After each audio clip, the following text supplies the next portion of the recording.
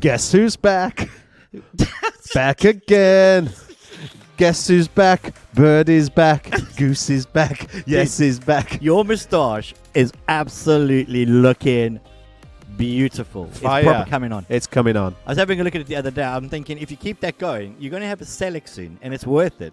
Well, come on, Tom. If you do the small group content this week, you'll see Tom Selleck is involved. Oh, really? In the small group. Amazing! It's pretty cool. Amazing. So yeah, I've been called this week. I've been called Magnum.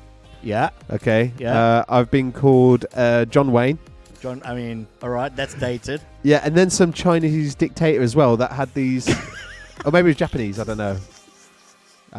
Someone. No, none of those. What's the Marco Polo guy? Who's that? Mongolian? Rasputin. No, not Rasputin. Who's that?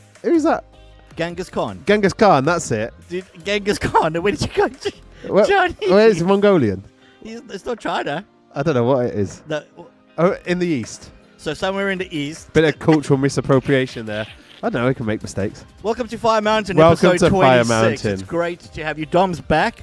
I'm back. Which is great. I enjoyed your episode last week, by the way, with Jake. Really cool. Yeah, on youth culture. We had some laughs. We had some fun. That was funny. Good. I enjoyed the. Have we got that segment today where you asked Jake questions and he didn't? I mean, obviously there were curveball answers. You know about Australia taking a photo with a. Oh no! I didn't know you wanted that. Mate, I like that. Oh. I thought Jake doesn't quite have the spark, does he, to come up with a good answer? No, in a short period of time. No, that was amazing. He's too tired from raising children. And because they didn't tell him it was actually not a serious answer, the first one he was thinking, must be pretty serious. Yeah, well, I was surprised he didn't have an answer. Where my head was when I saw that question. So the question was, why can't you take a picture of a man with a wooden leg in Australia? Yeah, so this is the question. That's it.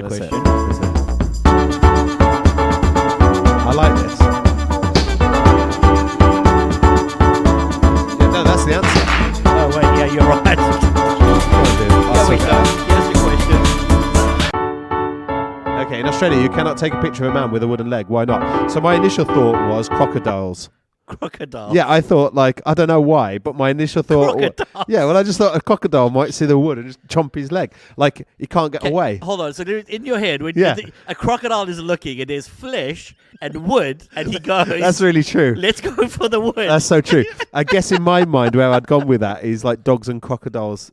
Australia is a crocodile is an Australian dog, isn't it? It's not, but I see what you're saying. John and Carrie Scampton, who sometimes watch this programme.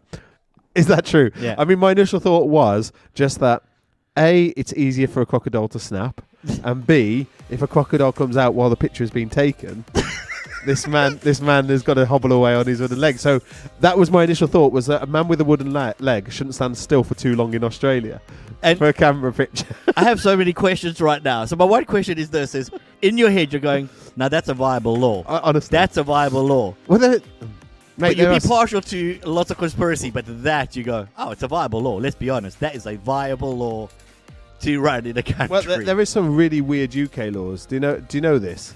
I know. Right, okay. I mean, I'm going to get the top 22 weirder, but I'll tell you some of the ones that I know off the top of my head. If there's this limit that if you're not within 5 miles of a public toilet, you can ask a policeman for his helmet to do your business in.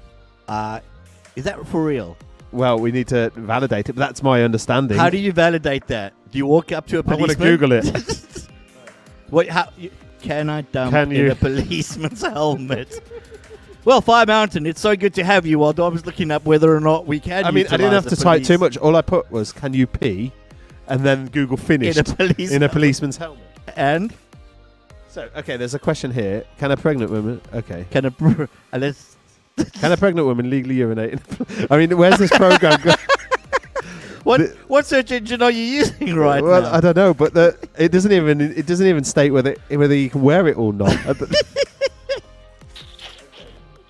Okay, so here we go. I'm still yet to see a pregnant woman take advantage of the policeman's hat clause. There's a clause in British laws. Tony, I tried my hardest when I was pregnant, but do you think I saw a copper when I needed one? Nope. So, it seems like the myth states it is illegal for a man to urinate in public as long as it's on the rear wheel of his car. It is legal for a man to urinate in public as long as it's on the rear wheel of his car and his right hand is on the vehicle. I'm going to try that. Is this real? I'm just like... Nah, it's all legal. It's all legal. Shh. Yeah. I'm busy here. Yeah. Right. Yeah. So that's the 1986. Yeah, but when the headmaster of the school tells you off, then it's a problem. Yeah, I mean, that's pretty crazy, isn't it? Okay, let's go to some of the weirdest ones. So there's another one as well, which is... Hold on. You're saying that's not the weirdest ones? Well, that was one I know, and what we've just found is actually a pregnant woman can urinate in a policeman's helmet, and a man can just touch there a is car. There is absolutely no distance, so you can be right next to a public toilet and still insist that a policeman gives you his helmet to do your business in. If you ever tried that, we would love to know. Please leave it in the comments. Email us firemountain@sunnyhill.church. Okay, here we go. Okay, go. It's illegal to carry planks of wood along a pavement unless there is the intention of it being unloaded from a vehicle, right? Okay. Flying a kite in a public place is technically illegal, Wow. so you can't fly kites. You cannot gamble in a library. I don't even understand that one. Like, who's gambling in a library? Library gamblers. who's taxis can't transport rabid dogs, and drivers have an obligation to ask passengers if they have smallpox or the plague. Right? So you have to conceive at some point somebody went, we've got some problems here in our society. Yeah. Let's create some laws to deal with them. Yeah. What are the pressing problems? That's where they went. How many people have been walking down the street carrying planks of wood? Yeah, it's a problem. Let's pass a law. Well, here's a weird one, right? That it's considered treason if you put a postage stamp upside down on an envelope. Wow. So, do you think if you put it upside down on an envelope, they would reject the post? If you threw it into a letter, like, they would... I just imagine you do that, and then, like, next day the SWAT team come through your windows. Luckily, if with their lasers, you could pee in their hat before they take you away. Yeah. So you're all right. Excuse me, mate. Yeah. My wife's preggers. She needs a toilet. Your hat. No, can we get your hat? You're going to arrest us, yeah? Can we get your hat? Okay, well, here's another one. This one's quite surprising. It's illegal to be found drunk in a pub in England and Wales. So you're not allowed to be drunk in a pub. But can you be drunk outside the pub? Well, that's a good question. Every person found drunk on any highway or other public place, whether a building or not, or any... What? Oh, it's an offence. So it's anywhere. You can't... Basically, it's illegal to be drunk, full stop. It's an interesting thought. That's in England and Wales. Won't be in South Africa. It'll be completely permitted in South Africa. No, in South Africa, if you're not drunk, it's a problem. Right. Okay. Do you know members of Parliament? It's illegal for them to wear any armour inside Parliament quarters, so they can't wear any vests or anything like that. That would explain so much now, because normally chainmailed up, but... So you're not allowed to shake your rug in the street? And that's not a euphemism. It's illegal to shake your rug in your street. Oh, you've just got to wonder when these were written. Just a mad rush of rug shaking happening outside. Great form of protest, though. Down with Boris. If he won't go, our rugs are coming out. Well, there we go. Well, whales or sturgeons, a sea life, if they get beached, by law they have to be offered to the reigning monarch first. Wow. Do you want this whale, my lady? So do you know... My Highness. That the Queen owns all of the whales and dolphins in British waters. All of them? All of them. Any whales or dolphins that swim into British waters... That's the Queen's. She owns them. Has she tagged them? Do they wear little crown tattoos? I don't know what happens I don't know what happens when they swim out. It's like colonization then. That's what I feel. Okay. Well, there we go. Okay. Knock knock ginger is illegal. Right. What? Is that a joke? No. This is a frustrating game that people still play, and it can be extremely annoying nuisance for residents. So basically, it's when you knock on a door and run away. That's called knock knock ginger, apparently. Wow. I wonder why they call it just thinking of ginger. Jake Parker. Yeah, I was just thinking. You're thinking you walk up to people and knock them on their head. Yeah. And then run away. But no. Okay. Also, a pet cannot mate with another from the royal household. Hanging your clothes across the street, can't do that. You're not allowed to kill a swan because swans belong to the Queen. I knew that one. You knew that one? I knew the swans. Bad references from employers are libelous. I don't know how you pronounce that. But basically, can't do it, so behave, Richard. Well, no, actually, I can't do it either way. So you're stuck. Can't watch TV without a license. Did you hear that, Fire Mountain? This one's crazy. You cannot sing Happy Birthday as part of a public performance. So when they did that, like to the Queen and stuff... I know, they changed it, didn't they? Don't know. To what? Happy born day to you, Queen. No, I don't know. Happy born day. Right. Anyways, there we go. There, well, what a start. That's some interesting information right there. Let's not say episode 26 didn't start off with a bang. Did not start off with a bang. But I appreciate it. So, what's going on in the world? So, okay. Lots to talk about. Last Friday, 24th of June. Yeah. Roe v. Wade. Yeah. Overturned. Yeah. Significant. Your thoughts, Richard Garton? I missed killing the sound. That was a perfect time to kill the sound, and I missed it. Well, it came to the end. It was like, so let's just vamp a little bit. Okay. And then when it comes back in, then we're going to do So, that. I hope you're doing well anyways. I hope you are enjoying summer. We've had some nice weather in the UK. Ready, I don't know how long's left till the summer holidays. Maybe like 3 weeks, 2 weeks, something. Not long now. Cannot wait. I was at Thorpe Park, went wild camping with my son last week. That was awesome sauce. Has your son got transition down Friday? Yes. Yes. Yes, So he mine. has. Oh, there we go. And by that, transitioning to schools, not genders. Yeah. I Sorry. know we have to be clear these Any days. confusion? You have to be clear. You have Hey, to be clear. I also want to get your thoughts on Tom Daly. You don't want to hear my thoughts on Tom No, his Daly. because have you seen his response? And now one of the women athletes has responded to Tom. Oh, we need to get into today. that. So it's quite interesting. We'll dive into that topic later. See what I did there. Okay, and you stop the music. Okay, so Roe v. Wade. come on, let's hear it. What do I think about it? I think that it's. I don't know what I think about it, actually, if I had to push myself. Come on, you do. Well. What do you mean you don't know what you think about it? Of course you know what you think about it. You have thoughts about every conceivable thing, even peeing in policemen's helmets. Yeah. You know But that's what obvious. Who wouldn't? Okay. Okay, so I think that when it comes to Roe v. Wade, I think it's. Do I think it's good that it's overturned? I think it is, but I feel like it's dangerous as well. Sorry, I'm about to terms drop of- kick. I'm about to drop kick a person on Yeah, Fire yeah, Mountain. For the first time, you're going to see There we go. a moment of violence. So what I think is, I feel like the rise in backstreet, like really dangerous. I don't feel like it's going to reduce abortions. I just feel like it's going to make it super dangerous. No, of course it will. Do you really think that? 1,000%. Well, first of all, we need to qualify what this actually means, because all the hysteria in the media isn't really helping. It's like everyone thinks abortion is now illegal and banned everywhere in every state. All the Supreme Court justices have done is have qualified that it was a breach of constitutional conduct for them to ever uphold Roe v. Wade, which means that now they're going to disseminate that decision-making to states, and there will be some more restrictions than there were before. But ultimately, it's now going to be for each state to determine the kind of abortion code of conduct. So I think it's important to kind of get the right understanding of what this really means. It means that now there's not a nationwide imperative that abortions are illegal to some crazy long-term, I don't know what the terms are. So everybody's just going to go to California, basically, is what we're saying. Well, California, man, is like hell on earth, isn't it? I mean, no offense if you're Californian, but like in so many ways, so liberal, so crazy. It seems like as well there's a mass exodus. So do you honestly All the good believe- people are leaving. the premise, like you're working from, is that the people got abortions because of convenience. Yeah, I think abortions are almost considered to be like contraception, Okay. like post-birth control, Okay. because it's so easily attainable. So do you think they should outlaw the morning after pill? No, I don't.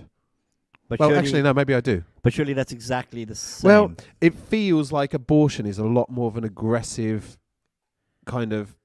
It's a lot more aggressive on the baby. Abortions typically are when the babies have heartbeats, so it's not just conception. But you're right. I mean, if it depends how fast the morning after pill is, because when does conception actually happen? Well, that's the great question. Not when does life start, but when does conception happen? Well, that's the question of the day, surely. Well, Must be. Science suggests that, and this is what science does state, because it is crazy that life starts at conception.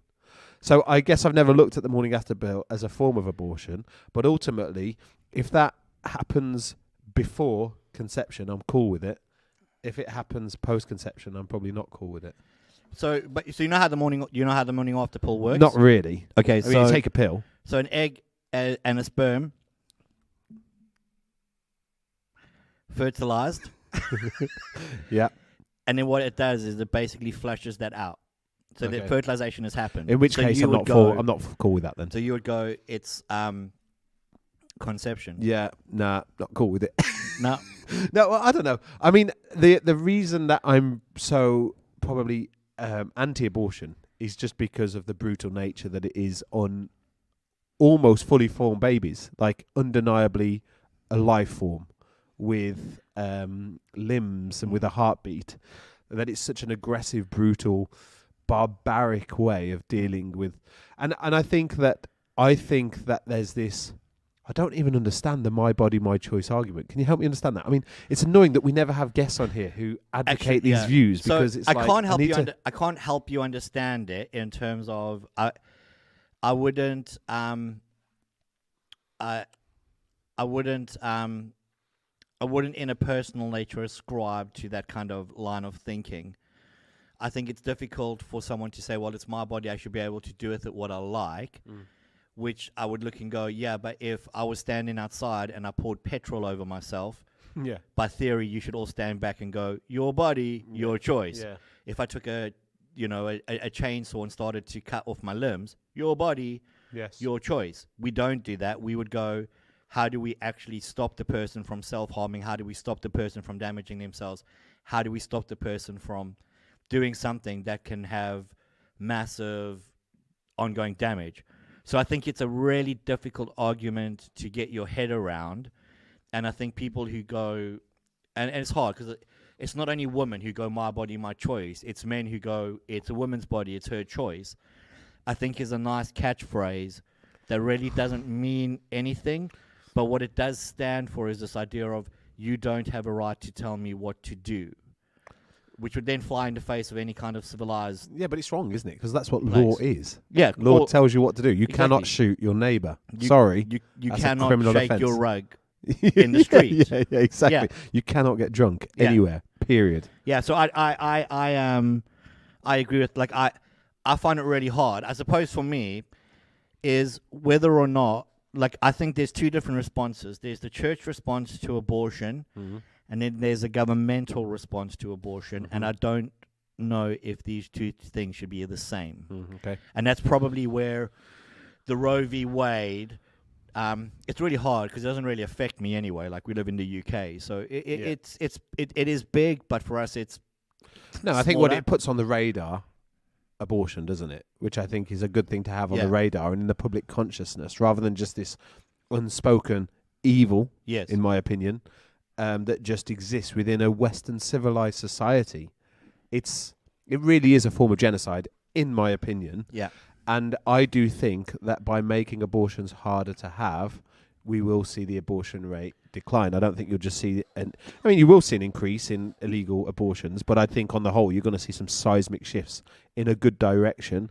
But I would really concede that definitely it's not just about taking something away, it's about putting something in as well. That obviously, you can't just be anti-abortion if you're pro-life. You have to be pro-life, which means that, okay, post-care, how are we helping the parents? How are we equipping the parents? How are we raising these kids and stuff? And I guess ultimately thinking about that as a church is really important, especially in America, in the American landscape, where it is like churches can't just go and petition, anti-abortion and now not do anything. But I do actually think that this is going to be seismic for America's future. But do you think that the legislation is there because the church has failed?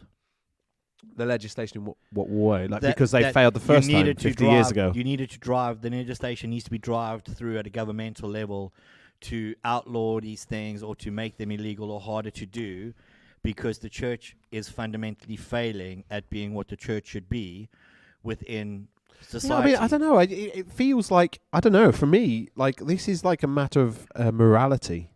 And we were talking about that a bit at team meeting. How do you define morality? Yeah. And I guess it's it's hard for atheists to kind of assent, but this idea that there is a moral code that is ingrained into the fabric of our being, that is innately known in some way, good and bad. Yeah. And, as Christians, obviously, we would say that comes from the law of God. Others would say that comes from the law of the land. Now, obviously, I'd prefer more people to see it as the law of God and submit to a transcendent being rather than a physical being that's the same as us, that is on our level, that's enforcing a law. But either way, the moral code is still good. Yeah. Does that make sense? It does. Murder is bad, whether you're a Christian or a non-Christian. It's bad for everyone. It's bad for society. Yeah. And I think abortion is that. So I think there's a moral imperative on the church and there's a moral imperative on the state to make abortion, I say outlaw, not outlaw it, but to make abortion not easy to access. Yeah. But the responsibilities are different within that imperative. Yeah. Yeah. I suppose for me, what I feel like, and I say this with done no research on what I'm about to say, so I have no actual authority to say what I'm saying. But hey, let's just do it anyway. It feels a little bit like the church ended up in a political siding that alienated a whole lot of people off the politics and not the morality. Yes. So I think that what happens is if you're on the right, you end up being pro-life. If you're on the left, by default, you kind of have to end up being pro-choice. Yeah. Even those words, pro-life or pro-choice, are nonsense words. When people say I'm pro-life, everyone's pro-life. Yes. Like if you're living, you're pro-life, or else you'd all be committing suicide. It's a weirdly nonsense type word. And so is pro-choice. Everyone's pro-choice. Like we all want choice, or else we wouldn't live in a democratic society. It feels to me like nonsense words. But you end up aligning to a politics, and that politics dictates the view. Yeah. And in it, the church aligned itself to a politics rather than a morality, and so lost the morality. It feels like for me the anti-abortion conversation at a moral level is a no-brainer. Yeah. And actually, I think most people gravitate towards no-brainers that are true. Yeah. Like we there's something just deeply resonates in us. But when that's got tied to politics, well, now I'm not gravitating to. Well, this is the problem. I hate the politicizing of these matters because they're moral issues. Yes. So obviously they speak into the political arenas, and there are some kind of. I think that is a really dangerous thing, particularly in America, because there is just like the donkey and the elephant. You know, there is the red and the blue, and I think that typically you don't get people who go, well, I like this about the left and I like this about the right. So I would say that if you're pro-life, in my opinion, you have to be anti-death penalty. Yes. If you're pro-life, you have to be anti-gun. Yes. But I don't understand it. I know America's a different beast altogether, because the same people that will be championing anti-abortion or pro-life would be advocating for death penalty and guns permissible. Yes. And that's weird for me. Yes. I find it totally inconsistent Yeah. that I think that the Christian's imperative is to say, what kind of land would Jesus want to establish? And I think that would be one where people aren't carrying guns, where they're not killing babies, and where they're not killing prisoners. Like that's my. So now, off that, I feel like so now I've you're brought making two political lines. You're making moral statements that when church is church, and just speaking into the morality of the day, and speaking into it well, actually, I think people on either side of the spectrums begin to go, this is a third voice in this conversation that we need to begin to listen to. What church has done, though, is gone, no, we're that. Yes. So now, the minute they align themselves, and I think that's what you find, is all of a sudden it's like, we're getting in right-wing candidates to speak in our churches, and we're tweeting out how much we love this right. And the reason we love them is because on this issue, they're saying this, the moral voice got lost. Because all of a sudden it became a political voice. Yes. Which is, I suppose, my big concern with the whole thing that's unfolding is churches are celebrating a political victory. Yes. Which means you alienate anybody on the other side who may go, the moral conversation could actually win me over. Yes. Because you've celebrated a political victory, and because it feels like fundamentally in America, and I think there'd be instances probably in the UK where church has failed to be the moral voice and had become a political voice. Yes. And you can't get it it feels like once you're there, you can't get it back. You can't walk the issue back to morality. It's just now. So the minute we talk about it, Roe v. Wade, no one's thinking the morality of it. What we're thinking is, oh, well, if you're celebrating it, you must be conservative. And if you aren't, you must be a liberal. And that's where we go in our heads. And it's kind of weird. I think it is hard, though, to divorce politics from theology from the church. I just think it's hard to uncouple. I think ideologically there would be clear lines, but I think it's really hard to separate because ultimately morality is worked out of policy and legislation, and policy is determined by politics. Yeah. So it's hard to have a moral ideal or a moral value that then doesn't speak to the politics that you pursue. You can't just say. So, for example, I guess every person has a Richter scale of these are big hitter issues. Yes. And for me personally, abortion would be a big hitter issue. Yeah. Which would mean that just by the virtue of that, I couldn't vote Democrat in good conscience because this is a driving value in my life. But that doesn't mean that I subscribe to all the Republicans' ideals and ways. Yes. But if I'm going to vote, I'm going to vote that way. And we had that interesting conversation about Trump. Going, did he do more bad than good? And it's hard because I think personally, I'm not a fan of Trump. And I think although your hair is moving that way. I was going to try and do an impression of him, but I can't remember. It's something about his hands. Something about his hands, and like he goes, yeah. I can't that even is do it. not at all. Whatever you were doing is not Trump. He's like, I'm going to build a wall. That is so not Trump. Whatever you're doing there. I'm going to build a wall, and I'm going to get the Mexicans to pay for it. You can't even switch to a camera, mate. That's good. We've only got one camera. I know. I can't even take you off. Because we've actually, just to let you know, we actually invested in a plug for the camera. Yeah. That was broken, but now we've lost the other plug. So we found one solution, and now we've got another problem that we're contending with. Still only got one camera. Still only got one camera. But yeah, so I think it's a really hard thing in America because you've also got the celebrity aspect of politics as well. So you've got a person, you've got policies, and then you've got morality, justice. Yeah. And all of that kind of just comes into this muddy mixing pot of mayhem, which I think it's just, there's no way of navigating it well that doesn't drag you into, I don't know, places you may not want to be, I think. So, for example, in America, it would be weird because on the one hand, I'd be championing no abortions, but I'd also be on the anti-gun march. But I think that's the struggle. Is I think that the right political stance for church, general church, is centrist. We aren't for either, and we aren't against either. Yeah, interesting. We're for some, and we're for some. And I think at the heart of it, it's why, probably in my thinking, and I know we've spoken a bit about it before, the separation of what do I think is the best political environment to live in, and then what do I think the role of the church in should be quite different. Yeah.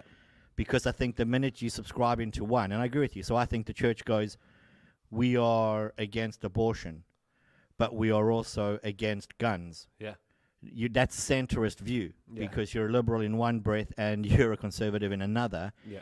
All of that pushes the church to the center to go, what we are talking about isn't a political view. We're not aligning to either political side. What we are aligning to in all issues is speaking into the morality that needs to be spoken into, because I think the minute we lose that, we end up just getting aligned to one side, and then it's a political conversation and no longer a moral conversation, which I feel like is the problem right now. When you look at some of the stuff in the Roe v. Wade, all of it to me feels like, I get it, but you're arguing a political viewpoint now. Yes. And even if it's moral, it's only coming across as political. Yes. And I feel like at that point, the church loses, because then people go, well, if I have to go to that church, I'm going to have to be conservative.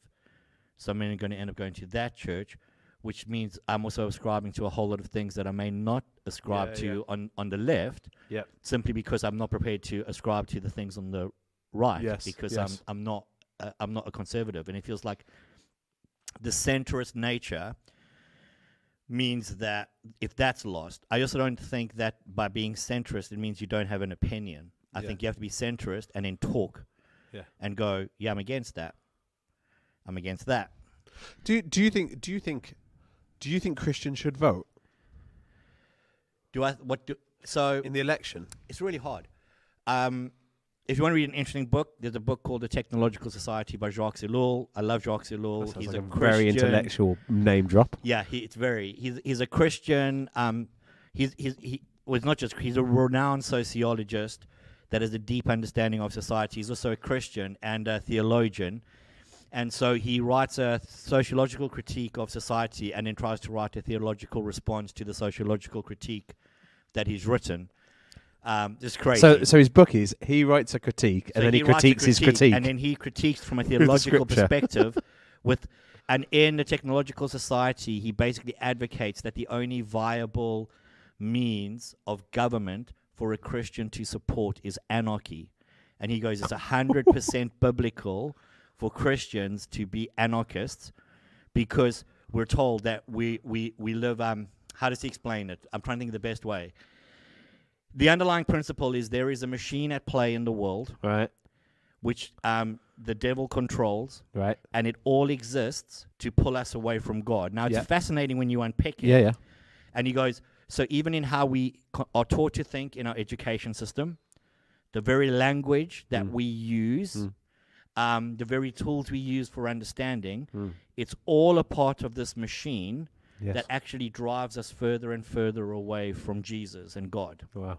And he goes, so when you look across church history and world history, you'll see moments where God breaks in and removes the church out of the existing machine and places it above the existing machine to operate in a different way. He goes, so when Jesus says the first will be last and the last will be first, is a great example of Jesus taking the people out of a machine and going, you know, it's been said, da-da-da, but I say to you, da-da-da. He goes, it's a different way to live. Da-da-da. Jesus spoke in Morse code. You know that. You know da-da-da, dash, dash, dot, dot. Well, there was no law back that day. And there was a policeman standing there. So he removes, and he goes, but what the church does is the minute that God does that, instead of the church working out a new rule of life, they take the existing machine rule of life, and then they try and take the new thing God's doing and put it back into the machine. And he goes, this is why across the course of history, God has to keep breaking in to pull church out. And he goes, so the very governmental systems we exist in are part of a machine that's actually designed to pull us away from God.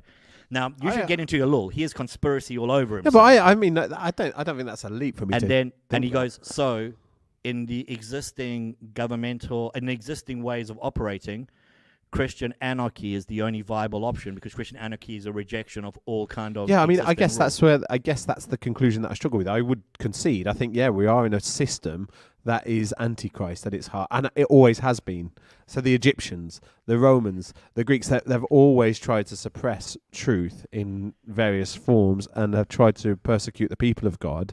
But like the response to that, I would say Jesus doesn't advocate anarchy. He advocates, it's not necessarily compliance, but he certainly advocates this idea that, like, sitting under the leadership of the land. Yeah. Praying for the land, submitting to them, respecting them, because they've been placed in a position that should be for your betterment. Yeah. So I guess how does he navigate that idea that on the one hand, like, when Peter strikes that Roman soldier's ear off, Jesus, like, I haven't come to start a rebellion here. Almost like, if they want to kill me, I'm going to let them kill me. Like, it would seem that it's the opposite of anarchist. Like, it's a pacifist. In reality, he would look and he would go, the way you think is fundamentally flawed, because you've taken the logic of the machine and applied it to your thought process. And ultimately, the conclusion it brings you to is going to pull you away from God. But you have to rise above that. But no, not true. That's not the machine. Unless the machine has given me the Bible, that's my. Well, this is part of the Lord's argument. Is he's going? One of the real struggles is we're taught how to understand the Bible. Okay. So our filter. You haven't just come to the Bible. Yeah. You've come with. Well, I went to Bible college. I've been in church. All of these things have given you a language that you stick in and that you utilize to understand what you're talking about. And he goes, there's all throughout times in church and in history where God breaks in to take church out of that and go, no. So, like, he anchors into it's the stuff that we would say as aspirational. Is he goes, if the reality of this is true, it's another way to live our life. If God can truly do the impossible, not just as an aspirational statement that Christians say, like, oh, it might be impossible for you, but it's possible for God. And we're all like, yay.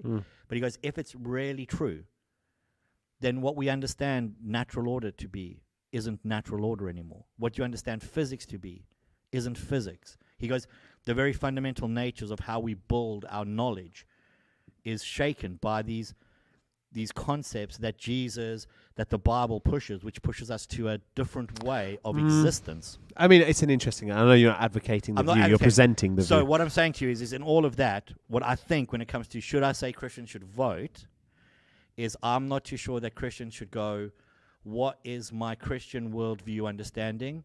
Which political party do I think may align best to that? I think Christians have to say to themselves, what do I think is the best for society in existence, and that will give me the most freedoms to be able to be Christian, not reliant on the state to undergird my Christianity. Yes. So at that point, I do think it's an imperative for Christians to vote, but I know where we split is you would go, what are the core values of a party that may express some of the biggest top-line issues that you think as Christians we should go, no, this needs to undergird what the governmental system we put in place is, where I would go, no, I would rather, so it's really weird, I would rather have a pro-choice government. The reason I say that is because with that will also come a real drive for freedoms of speech, not always outworked in the best ways, but a real drive for those things. How do you connect those dots? Just because I think that conservatives are more oppressive than liberals. No. Yeah, 100% think You're that. mad. No, I'm telling you. What have you been smoking today? I'm telling you. What? Conservatives are more restrictive when it comes to speech than liberals. Yeah, I think conservatives are more oppressive. Oppressive, Yeah. right. And that will be across multiple things. I couldn't disagree more. I know you with couldn't, on but that. that's okay. That's okay. But that's where for me is I go, so I would probably more align politically to the left than the right. Because I think it's a better Jesus, society on to behalf live of in. Richard, I just repent in this moment. Repent of his political leanings, Lord. Have mercy on his soul. He knows not what he does. But that being said, I mean, that's. I think that's possibly one of the most stupid things you've ever said. But other than that, I mean, I know we like to have some aggressive dialogue here. So, I mean, I think that if there's any side that is trying to eradicate free speech, it's the left, without a shadow of a doubt. Without a shadow of a doubt. no, I don't know if that's true. It's the noisy, I would say, minority on social media in particular. The cancel culture is driven by the left. It's when you say something like the J.K. Rowling thing. You know, that's in the news today. I saw that. Yeah. Like, I'm not too sure that that's the left. That is the left, dude. I'm not too sure that is the left. That would be like me saying. That'd be like me saying, the agenda of the right is to get everybody to wear a white hood over their heads. Yeah, you would go, that's not the right. Yeah, well, it isn't. But It's not the right. It's I can understand that you're trying to. No, it's not a tiny subset, of what dude. it is. It is. It's not that. You know it is. The J.K. Rowling thing, that one really gets my goat. We need to get into this, right? She said she was advocating women, right? I can't remember what she said, but I think it was something about periods and about the fact. I remember we used to call them. I can't remember, and she kind of made this funny jibe, like basically we used to call them something like "woo man" or well, I can't remember what they're called anymore. And obviously, then all the transgenders kick off.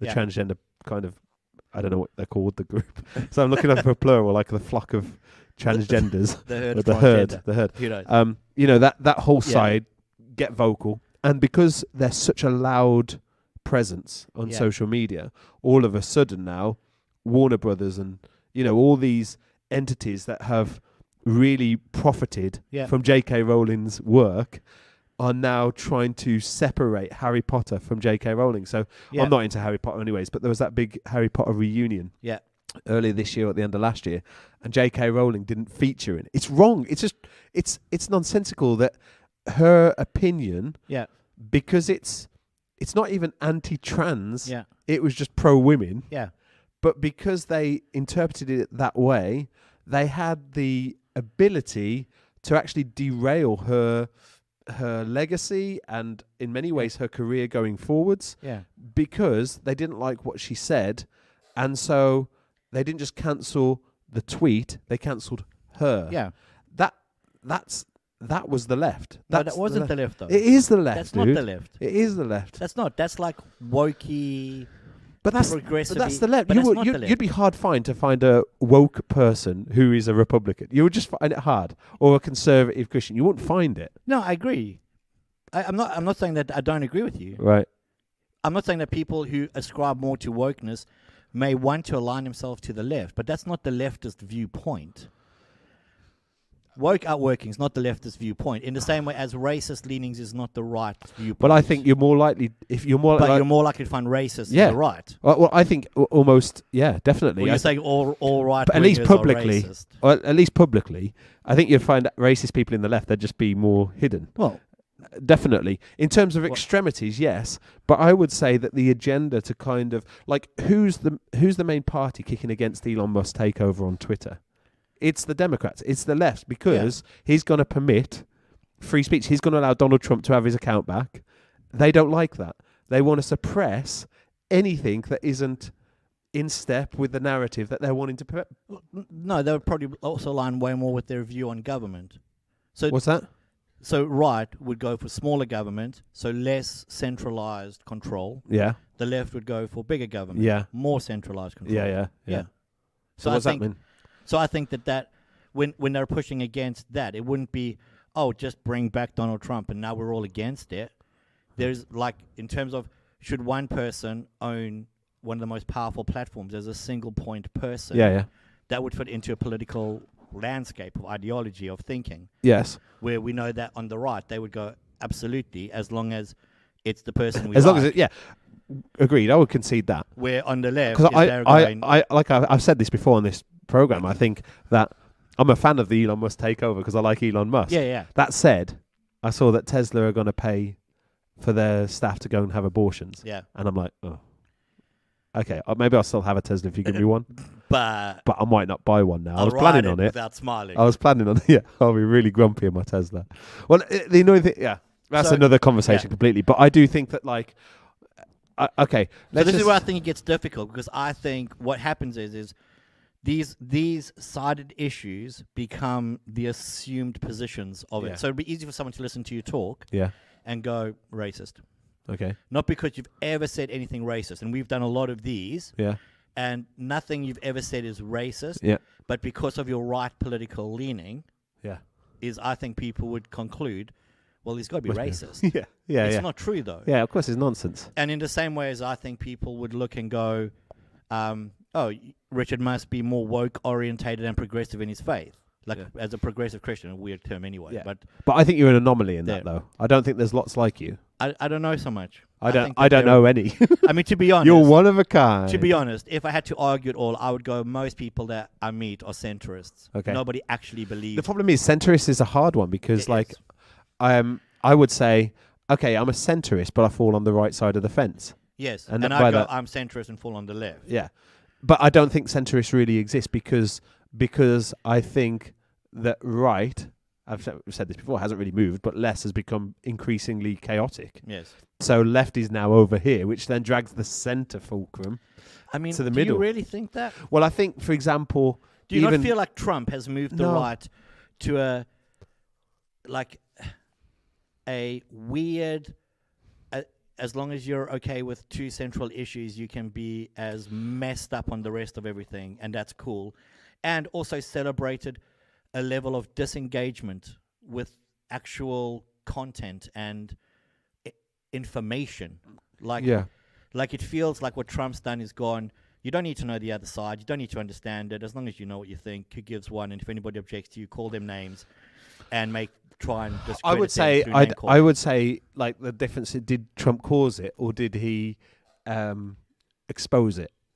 Did he expose what was there? So, for example, in the media have been for years, since really we've gone to privatized channels held by the Murdochs and all this kind of stuff, that there was false news or fake news or misleading narratives put out into the popular kind of media in order to move people's thinking in certain directions that would cause them to vote in certain ways and buy stuff that they didn't know they wanted. Like, it's such a powerful thing, and I think Trump exposed that aggressively. Like, and let me just clarify this: like, I'm definitely more Trump than Biden. Like, if I had to go one way, I'd Trump all day long.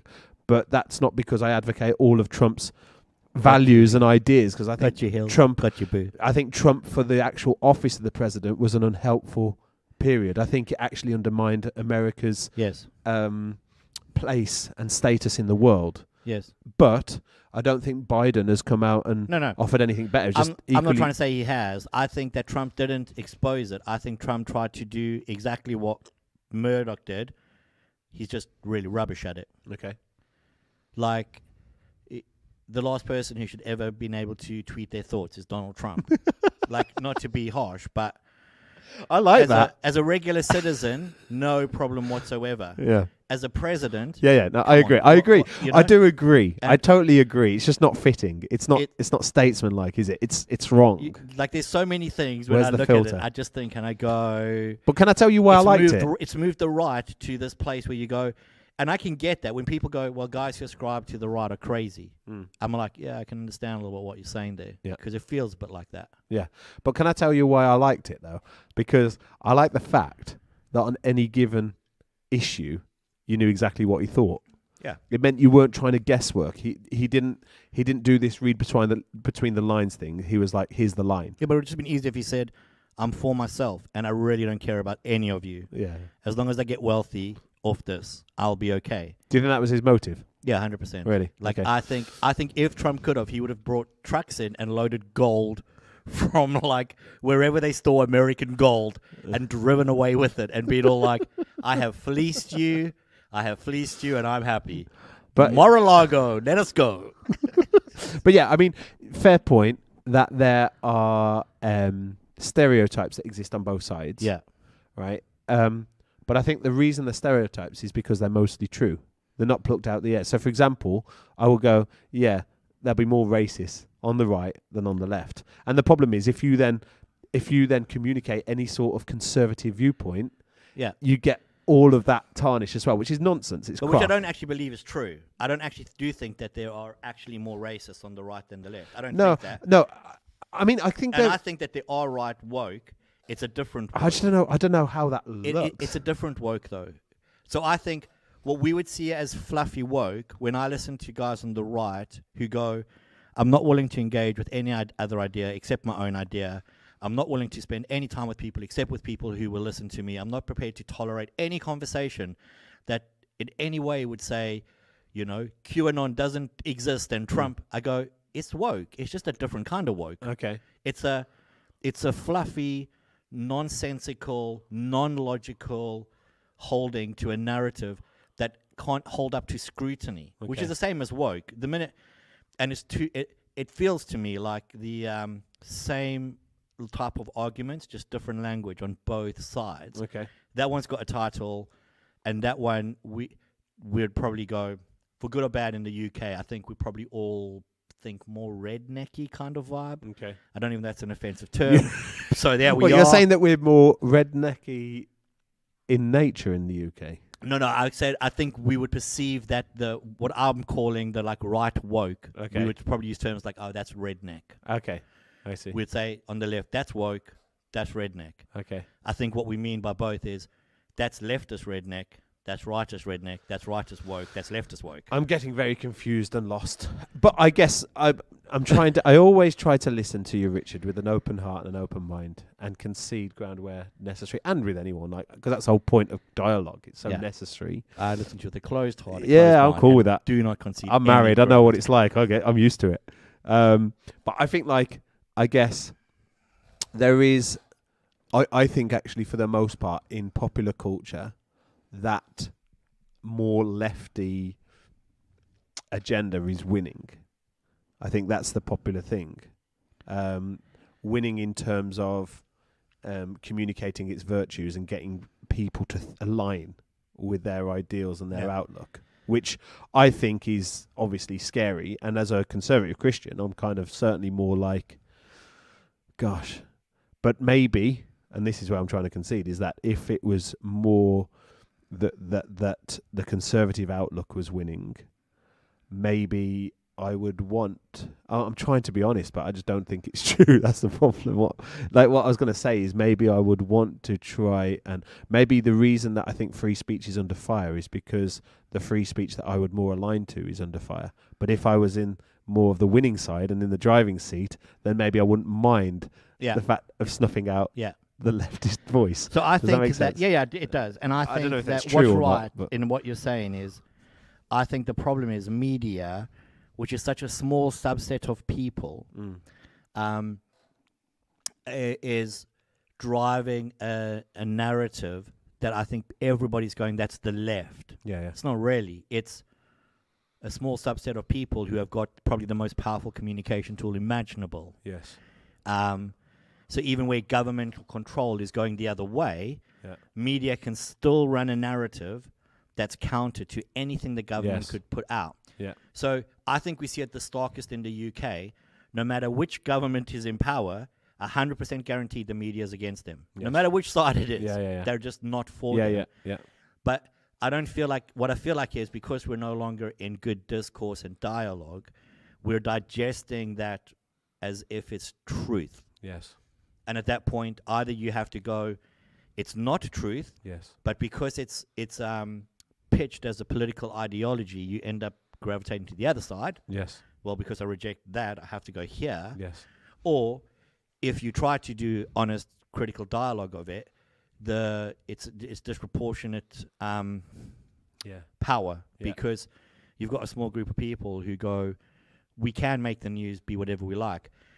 You know, we can have TV shows that we all digest, and that's the ironic thing, is everybody will go, oh, it's all left, it's all left, it's all left. Yet we're all watching the TV shows and binge watching it, because if we weren't, they would stop making it. Yes. Like the ironic thing is, as long as, you know, it's like they're going to keep making it as long as we buy interest, it. And so it kind of feels like but we're not engaged anymore in dialogues, in wrestling it through, in going, actually, you know. So I was thinking, I was watching something the other day, and I thought, it's real rubbish what I'm watching. And if everybody stopped watching it... Was it Fire Mountain? No. That's quality. Absolute quality. Yeah. Still no sponsors. Still nothing. But maybe after today, the left can sponsor us, or the right. We'll be sponsored by Pfizer this time next week. Pfizer. This show is brought to you by Pfizer. Pfizer. How great would it be if you could get a pro-vax company and an anti-vax company to sponsor Fire Mountain? Dude. Well, one would sponsor you and one would sponsor me, and we won't say which one's which. But you know, pro-vax. Just saying. That side of the fence. No woo hangover here. That's all I'm saying. So, yeah, I just think that we end up at a place where if it would change, those narratives would change, because ultimately, let's be honest, capitalism is always going to trump political ideology. Yes. So it feels like when he speaks, and that's something I found really interesting, is that you know, during Pride Month, all of these huge corporations have been changing their favicons on their logos on their social media to these LGBTQ flags and all these kind of rainbow colours and all that. But if you look at the same company's social media accounts in the Middle East, totally void, and in China, totally void of any presence. So, but yet as the public, we go, oh, they're signalling towards this. Yeah. They're really for me, you know, as a gay person, hypothetically, right? They're really for me, but actually they're not. They're for your money. Yeah. And in this context, if they champion it, they're safe. Yeah. Over there, if they champion it, they're unsafe economically, so they don't. Yeah. Which shows that, ultimately, they're not actually pro-pride. No. They're actually pro-dollar. So do you think that even shows... It's so annoying. It annoys me. But don't you think that also shows the same thing within society? Because I was thinking about this the other day and going, I haven't ridden past a car that's put a rainbow sticker onto their car. Yeah. But those same people would go, it's great. Yeah. Or, Tesco. It's just I went cheap into virtue a shop signaling. yesterday. Oh, what was it? And they had a whole section, TK Maxx. Okay. They had a whole section on and I thought, so there's a whole section here on Pride, and there isn't a single car in this parking lot that's got a rainbow sticker on it. Yeah. We're not proud. Yeah. We're not pro. Yeah. It's so true. And I was thinking about this as well. I was looking yesterday. I saw a really interesting article that all of these companies, like literally, let me just try and find it because it is kind of shocking. But like all these companies that are now saying, in light of Roe v. Wade being overturned, that they will pay for their staff to have out of town or out of state abortions. Let me just find it because it is until they actually have to pay, and then they'll go, actually, we need to now downsize and get. So Tesla's come out with that thing, and in the same breath also got rid of 200 employees, shut down one of its offices. You're going, well, how's that working out? Companies, right there, it's worth it. Companies, pants. If only you had a computer right in front of you, Well, you could type on what's scary is the very device I'm using is one of the companies it. that will pay for out-of-state abortion. So companies who will pay for abortions. Right now, I know this seems like what's this about? Well, let me just find out images. So Apple, Microsoft, Starbucks, Amazon, Netflix, Levi, some banks as well. So like in America in particular, Nike, Warner Brothers, Uber, Meta. Like some of these things, I mean, I sound like I'm not an investor at all, but I've got some very small investments across multiple companies in loads of these companies. And I feel like, do I just pull my investment? Because this is a load of crock. But I read an article that's really interesting that what's good for these companies is they get the tick point of signaling virtue, saying, oh, no, we'll support you, in your abortion. But then they did this cost analysis that, like, basically paying for a woman to have maternity leave is like something like 18 times more expensive than paying for them to go and get an abortion in another state. So the whole premise of the article was, don't believe for 1 minute that they care about you. No. They're this is a saving. This is a double win. This is a money-saving exercise, right, that Starbucks actually started. And all these other companies are joining on because it's cheaper to kill your baby than to pay you while you raise your baby. Yeah. And it's like, it's a kind of sobering reality, but it shows the hollow superficiality of this virtue signaling nonsense, which is like, the government may be kind of folding on this, the justices may, but we're for you. No, you're not. You're for money. Like you say, you're capitalism. Yeah. It's demonic, I think any time a private company has to say we're for you, they're not. Yeah. They're exactly. not. And it's like they've got this mirage of like upholding a value. Yeah. It's not. It's just like money motivated. So, Christians, how do we respond now? Oh, it's so hard, man. Because So you alluded to, well, should I pull my investments? Yeah. Do we boycott all of these companies and not use their products? I mean, that would have a huge knock-on for, basically every single product I use. Yes. Like, we're going to end up having to watch like VeggieTales, and even then I probably have a question mark. Is that, like, how do we begin to engage as Christians, do you think, into this world? Yes. That's a good question. I'm just trying to find something. Can you... do you want me to put it on the screen? You can't really see it, which is so annoying. I can't find it. Basically, there was a church called the Pursuit Northwest up in Seattle, I think, in the Seattle area in America. And they do all their banking. Quite a big church, a really fast-growing church. Got loads of campuses, got loads of buildings, buying buildings. Obviously, quite a prosperous church. They banked with Bank of America, and basically, the day before yesterday, the Bank of America had announced that it was going to pay for out-of-state abortions.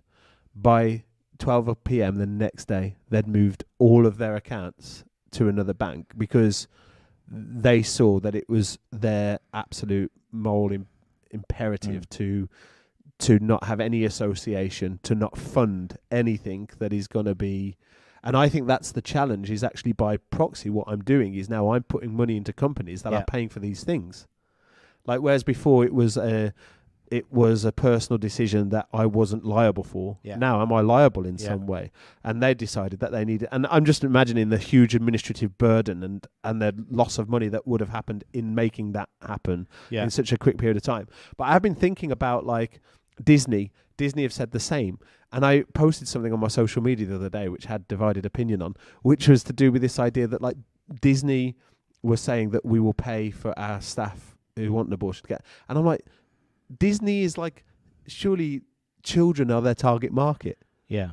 But even they are like, I don't know. I just think that we do have to have a serious conversation about, we can't just passively exist and go, oh, well, life as usual, business as usual. But rather we need to make some decisions, like, should we cancel Netflix? Should we cancel Disney? Should we do the things within our control to show? Because if we don't... It's hard, though, because how far do you go on that? Do you stop shopping at every shop I know. in the UK? I know. Because they all will have rainbows everywhere. And I know. so at what point do you go, well, outside of me, it's your oxygen? Well, I guess I see it differently. You become I guess I see it rural little differently. farmer and you're If fine. someone's got a rainbow thing up, obviously my view is that that's inconsistent with the call to Christians, right? So this idea that, like, I have two different metrics. I have one expectation of Christians and one expectation of non-Christians. Why would non-Christians live according to the Christian message and the Christian way and the call to extreme discipleship, which is about denying yourself, right? So I can't impress that on them. So, for example, if they want to champion homosexuality, I can't go down ripping down flags. But we won't do that as a church, obviously, because we live by a different code, I guess. But when it comes to abortion, it feels like it ventures beyond. It ventures into a realm which is more intentionally aggressive, and is killing people. It'd be like if there's a Holocaust happening, which is what an abortion is. It's a modern day genocide. If there's a Holocaust happening, but we are paying the companies who are responsible for that. Do you know what I mean? It's like, it just seems different because there is a very real output which is killing the most vulnerable. So do you think where you land on that, and this may not be true, but I wanted to flag it up because obviously you'd have to buy into quite a few of your premises to land where you've landed, is because there is a limited amount of inconvenience to getting rid of Disney Plus and Netflix, and but actually if you had to go, I don't know where I buy my food anymore, that shifts you in going, actually I'm more comfortable with this. I'm very not comfortable with that. I mean, I'd like to think that my reasoning isn't to do with convenience. Obviously, I would say that, but I don't think... no, it's 100% convenience. The reason I see it as different is because if being gay meant you had to kill an old person, I'd be against that. And there's no way I could support anything to do with that notion. But because it doesn't, because it affects the person that has chosen that path, it feels like, well, the sheep without a shepherd. It's different. But because there is this, with abortion, has such a direct impact on somebody who didn't have a say in the matter. It's like the whole Uyghurs thing in China. It's like no one seems to be doing anything about that. Why aren't companies proactively dealing with that? But instead they just overlook that because it's not financially beneficial for them to get into that fight. But this one over here is very financially beneficial in the sense that, like, they get the virtue signaling points, which means they're gonna not be able to be cancelable. But I guess for me, so if Third World War, which some people say now has begun, but if war had to break out, and because you're pro-life, Britain goes to war with Russia, and now a whole lot of companies begin to go, we're pro-Britain, pro the war, pro the troops, we're going to win, get over there, kill them all. Would you stop utilizing those companies? It's because the same argument you're making for it's a good question. I don't. I think it is different. I mean, innocent people that had no say in the matter getting No. I think we've spoken about war before. My views on that. I do struggle with war because I do. Am I a pacifist? That's what I wonder. I wonder, am I a pacifist? Because I do feel uncomfortable about it. You're more like a pacifist though, because if you go into a fight, you're getting beaten up. Well, you're more like a pacifist because you're weak. What's it called? An unconscious pacifist or something like that. I don't know. But I think in a war, it's like if there's a fight in the playground at school between two people, most likely two people have decided to have a fight in the playground. One's going to come off worse and one's going to come off the victor. I guess the reason I see abortion different is because they are voiceless, they are vulnerable, they're at the mercy of their mom, they're at the mercy of the state. Yeah. And it feels like they have no say or swing in the matter. So that's why we must defend the cause of the voiceless. That's why we must do it. Because if no one speaks for them, who will speak for them? I guess in a war. But then again, I think I am anti-war, and especially as a Christian, I think it's I just don't know. I just don't know. But I guess. It's like, if you do take it to its nth degree, you just end up boycotting every company because somewhere there will be trading or something unethical that breaches your moral code. Yeah. Which, but I just never think it's as brazen as what we're seeing now. Yeah. Yeah, I mean, I think what is strong about what you say is the consistency of principle across the board. Mm. And I think that that's really important when people affirm something. They have to go, well, if I affirm this, I need to by default affirm that, I need to by default affirm that.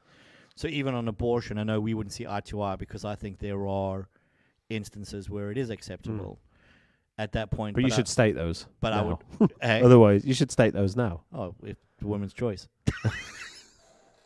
What about the woman inside the woman? Well, that's it's complicated, isn't it? But you would say about medical. I think if there's medical issues, I think with the mom, medical issues with the mom, and I would probably argue that, from my perspective, there's a moral imperative that we would choose the mother over the child, and that could be argued both ways, and I'm really open to that. I wouldn't die over that argument. Just from my own viewpoint, I think that there is a moral imperative. I don't believe abortion should ever be used as a form of contraception or a form of regret control. Like it, I think that is more. I think that's immoral. I do think that's immoral. Or even if someone says, "I can't give this child a good life." I think any of those metrics are immoral. But I probably am more sympathetic if somebody was in a abused situation, raped, and like I probably am more sympathetic to that conversation than just me and my boyfriend, it got hot and heavy or whatever, and this is where we've ended up. I feel like, I think that there are. I would definitely go. There is a massive amount of immoral aspect in abortion, but I wouldn't be.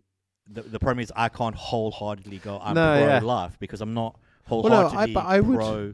I would, if that makes sense. Yeah, I mean, I think I am probably I am pro-life to the nth. You would be, and I think, but in the same way as if there is this, like, I'm not against capital punishment, and I know that you are, but I'm not. I do think that there are crimes that people should be. That the government. We should do an episode on that. That's so interesting. Good. But I think that like, I think I've stated my views before, but ultimately, it feels like having the baby and keeping the baby are two different things. Yes. And that's why it's not just a case of like, if you didn't want the child and you didn't put yourself into an environment where it was a mutual agreed thing. Yeah. I would still be sensitively trying to counsel the person to go full term and then give the baby. Yeah. Up for adoption. So that's what's really interesting for me. We should really get into that conversation because I don't know if I think that. I feel like there is a moral imperative of people who conceive to parent their children, and I would be quite comfortable if laws were passed forcing them to parent them well. Okay. Like, I think that the ease of not having to carry the responsibility for a decision that was made, whether momentary, whether passionately, it's all irrelevant. It was a conscious choice decision, needs to be carried through. And I potentially think that there should be enforcement to make sure that the best outcome for that child is nearly guaranteed through law by forcing parents. Like, I always think, do you remember when they had those riots in London? And all of those like young guys were running around breaking into stuff and stealing stuff. You remember that? Yeah. And I always thought the best thing that could have happened, and I know that they did this in some places, is they said, we're going to pull your benefits if we find that your children were involved in the looting. And they had parents turning their kids in at the prisons. Like, really? At what, you either grass them up or will? Yeah, going to grass them up, saying, my kid's got 4 TVs in his room from the looting, because they were going. And I think that there's something about that I was like, yeah, compel parents to do the right thing. Yes. Like, so it's definitely for me. There's something interesting in that because I probably wouldn't go down. Well, your route. You kind of just said about the fact that like, let me get this straight, that people should be committed to raising the children that they have, which is fine or whatever. But I saw this report the other day. You should put it on. It's quite funny. So there's a big thing at the moment. Is that coming through or not? Yeah. It's on there, but it's not on there. Is that all right? Yeah, that's fine. So loads of wokey cokies going on strike. No choice for me. No sex for me. Like, I mean, yeah, okay. Right, I won't say too much on that one. All right. But this guy is a Christian guy who's a commentator, right, in Australia. And he says abortion activists have threatened a sex strike to protest the US Supreme Court's decision to overturn Roe v. Wade. A suddenly chased protester told the New York Post, if this world thinks that they can oppress women forever, then we close our legs. So she's going on a sex strike until her demand for bodily autonomy is granted, and only then will she give her political opponents access to her body. Never mind that it doesn't make sense. Almost nothing the left says about abortion makes sense, and the way the left talk about abortion, you'd think it was a matter of life and death. And then another fair left maiden said, if you're a man who won't get a vasectomy, even though it's reversible... That's what's your going on computer. That's my computer. Yeah. Are you sure? Oh, no, that's mine. Oh, we're back. Okay, and it's still recording. Yeah, we're all good. Okay, if you're a man who won't get a vasectomy, even though it's reversible, and you're not out in the streets fighting for my rights, you do not deserve to have sex with me, right? So then this guy says, the grand assumption here is that men who oppose abortion have even a remote interest in sleeping with the kind of women raging against the use of the Supreme Court. And then I love what he says down the bottom. It's a great article. But then down the bottom somewhere, where is it? He gives this brilliant hot tip. Well, I need to find it, dude. It's so worth it. Hot tip. People must want to have sex with you for a sex strike to be effective. But I mean, the reason talking about this, like, yes, that's what we think you should do. Don't have lots of sex without any consciousness or thought about what that may entail. Yeah. Like, this is the right thing. Yeah. You should stop sleeping around. You should close your legs. Abortion was never about kind of remedying your crazy lifestyle. It's like, I don't know, I just thought it made me laugh so much. But one of those people make an interesting point. What? Well, if a vasectomy is reversible, well, why would we not put the same expectation on the men? To have vasectomies? Yeah. Well, I just think there's already... That's putting abortion and birth control in the same camp, and it's not the same. No, but what I'm saying to you is going, if the meter is, we are saying less sex. This is what we are talking about here. Yeah. Like, surely then the equal weighted argument has to be, so here's another option. Okay. Go in for the snip. Okay. What, as in, like, have a vasectomy in order to prevent the need for abortion? Yeah. Yeah, it just feels like there's already loads of safe sex controls out there. I'm just that don't need to be invasive for women or men. I'm just saying, Dom. Yeah, no. Fire Mountain episode 33. Take a camera with us. A GoPro. A GoPro and the doctor. With a really, really big magnifying glass on it. And you go in and we just say, let's see how this unfolds. Oh, man. God help us. That is funny. God bless the USA. That is funny. Oh, man. Yeah, I mean, I don't really know how we pulled this together. How long have we gone? We've been nearly time. Okay. Well, you know what? Ultimately, these conversations are never really meant to try to upset people or offend people. Inevitably, that's going to happen because people, for the most part, easily offended. It's just about some conversation between two mates who don't really know. Yeah, what we're talking about. But they have passions and they have values and they have beliefs. But I think one of the things, because I asked you a moment ago, like, should a Christian vote? Yeah. And I was thinking about that in terms of just we had an interesting conversation at team meeting. Like, how much should we wade into this stuff? How much should we make our thoughts and beliefs known? Like, is it a help or is it a hindrance? Yeah. And I'd really like, I know that people probably are scared to write in because we will air it, but I'd like to know, what do people think? Like, do you actually think that this is something that Christians should be outspoken about? Yeah. Or should we be more I guess, under the radar with it, in the background, not Yeah. not pushing our thinking to the forefront, but Yes. actually going. And I don't know. I guess we had a really robust conversation at team meeting that kind of went into text messages as well. Because me and my brother, we think the same about abortion, but in terms of church engaging with politics and all that kind of stuff, we have some kind of different thinking there. And I found it really good food for thought to go, how should we respond to these things? And ultimately, I guess, like, regardless of how we do, we always say this, but it's prayer, isn't it? It's like, Lord, seriously help us, please, God. It's like my word. And I think more than ever, that's what the church needs to be doing during this time, like, because it's so. Yeah.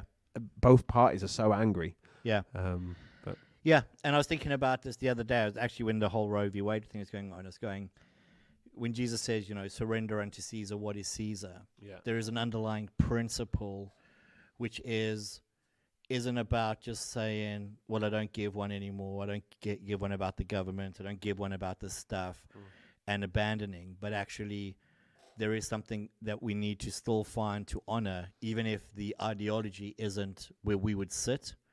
We have to look and go, there is an important thing to go, this is still the rule of the country. Yes. And I think we do that through prayer. We've spoken about that before, praying for the leaders, like no matter what you think, even here, the fluctuations of Boris and who knows what's going on, but there's still something about that we need to pray for him, and we need to look and go actually outside of the, and as part of the conversation, I would probably say outside of the law, absolutely violating our Christian ideals. We don't have space to just push against it. We have to look and actually have reasoned, wrestled out, thinking over these things, and be prepared to render to Caesar what Caesar's. Yes. And go, this is still what you demand. You demand that I still ascribe to the legislations and law of the land, and I follow the rule, and I'm going to do that because it's what I have to do. And I was thinking about that with the Roe v. Wade. No matter which way it went, there is something in it that we still have to look and go, okay, how do we still render to Caesar what Caesar's? Yes. Yeah. Whether we agree with it or not. Yes. And I'm not too sure what that looks like, but I know it feels to me like that is the wrestling of the Christian at the moment, is going, okay, well, what does it mean in that frame, in that space, in these things, What does it mean for me over pride to go, okay, how do I render to Caesar what Caesar's? Yes. Not just my taxes, but actually in me being a good citizen. What does that look like? It's good. Really good. Really good, Richard. Shall I pray? You pray. Father God, Lord, we just pray for your mercy and your grace and your favor, God, to just touch our world, God. I'm praying to, like, globally, Father, because there's just so much chaos and division and polarization everywhere. Lord God, that we just need you to move. And Father, your word does declare, Father, that if we cry out and if we humble ourselves and if we turn from our wicked ways, God, you'll hear our prayers and that you'll respond and you'll heal the land. And God, our land desperately needs a healing touch of heaven. Father, we just pray, God, in this season for the church to know how to respond, to know how to speak, to know how to behave and react to the situations unfolding around us, God, with all the chaos that we seem to be navigating just week after week. It seems like one crisis after another. Father, I just really pray, God, that your peace would just come upon this earth. I thank you that your peace did come upon this earth 2,000 years ago in the person of Jesus, the Prince of Peace. And I just pray, Lord, Father, that you would draw near the brokenhearted, that you would bind up the brokenhearted, and that, Father, we would come into a season of, particularly in the church, of blessing, Lord, a season of growth, a season of fruitfulness, Lord God, that we would be able to speak into these areas, or at least behave in a way, God, that would give you glory and actually win people over, Father. Lord, that we be a people who are marked by the ability to persuade by our lives, but also kind of express the power that is present through the Holy Spirit into situations that only you can move. And so, Father, we just ask, Lord, in all of this, Father, that you'd unite the church in spirit and purpose, and that, God, we would just see great days ahead for the people of God, impacting the world around us. So, Jesus, we just commit all this to you. We don't know much at all, but, God, the whole world is in your hands. And so, Father, we just commit ourselves to you in this moment, in this hour, in this season, in Jesus' name. Amen. Amen.